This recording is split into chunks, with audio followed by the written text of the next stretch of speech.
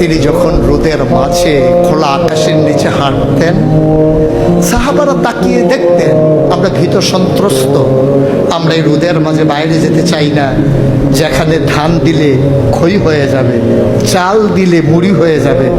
প্রচন্ড গরমের মাঝে তিনি হাঁটেন কেমনে? অবাক বিশ্বে উপরের দিকে তাকিয়ে দেখতেন নবী হেঁটে যায়, আর নবীর মাথার উপরে একটা মেঘের টুকরা ছায়া হয়ে হয়ে পাশে পাশে যায়। এবড়ো থেবড়ো পাথরগুলোর উপর দিয়ে আমার নবী যখন হাঁটতেন, পাথরের কোনা বের হওয়া পাথরে সবাই হাঁটতে ভয় পেতেন, অথচ নবী সেই এবড়ো থেবড়ো পাথরের উপর দিয়ে হেঁটে যেতেন। তারা চিন্তা করতেন নবীর কদমের নিচে এই শক্ত পাথর পড়লে উনি কি ব্যথা পান না? পরীক্ষা করার জন্যে পেছনে পেছনে অনেকেই দৌড়াতেন। দৌড়ে দৌড়ে নবীর কদম মুবারকের নিচে যে পাথর পড়ে গিয়েছিল ওরা হাতে তুলে দেখতেন নবীর কদমের সম্মানে শক্ত পাথর তুলার মতো নরম হয়ে গেছে।